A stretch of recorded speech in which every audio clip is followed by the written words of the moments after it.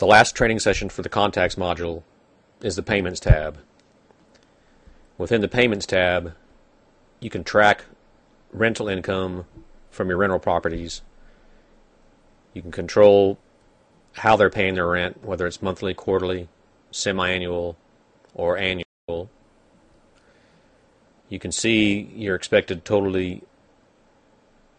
yearly revenue, and then broken down by month. If you want to do a override, even though you've set this up to bill them $1,000 a month for rent, let's say your renter did some construction work for you, painted the house, or did something where you're going to discount their rent for a couple months, you can use the dues override and say $950 is what we're going to charge them instead of the $1,000, and then we can actually go into a description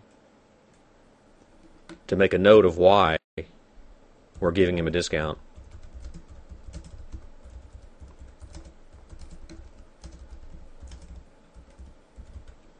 And then we save that description off. And notice when I click the Save button, right here it says displays in red if override is being used. So I click the Save button.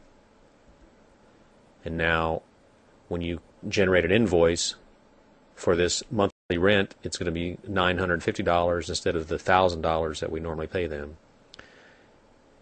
When the time comes that you want to take them back to the full rent, you simply click the Reset button and it will set them back to the $1,000 a month that they're paying at this time.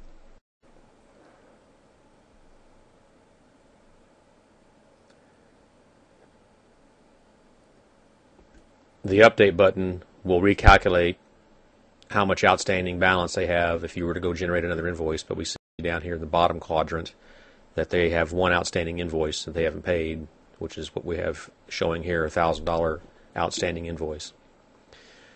If you bank draft for your renter's monthly rental, you can actually track their bank drafts in here. Now, it doesn't automatically do the bank draft for you. You still have to go through that process, but we can at least track the bank draft information in the software. If someone's paying you by credit card for some reason, you can actually track the credit card number in here as well.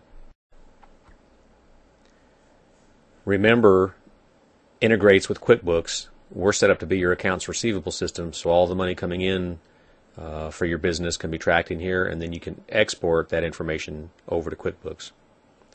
Please refer to the financial training to understand how that export works.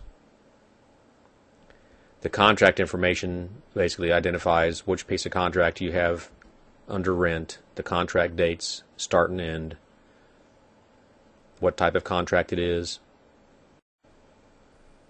day of the month that the rent is due. If it's apartment complex, you can track what unit number they're in, the amount of security deposit they put down, whether or not it's refundable, if they put down a pet deposit, and whether or not it's refundable.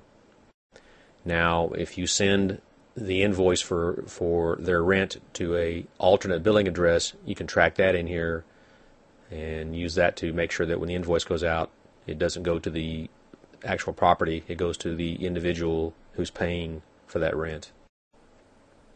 And then down in the bottom section, we've got a history of invoices that have been generated for Jamie and Aaron Henley. And we can double click. Again, we talked one of the first training sessions about your cursor going from an arrow to a hand. We see that again right here, so that's your visual cue to double click to actually open up an invoice in the software. Under the maintenance section where we talked about setting up your default information, we talked about inserting a logo. This is one of the places your logo will be used if you do get a logo that's part of your branding for your business.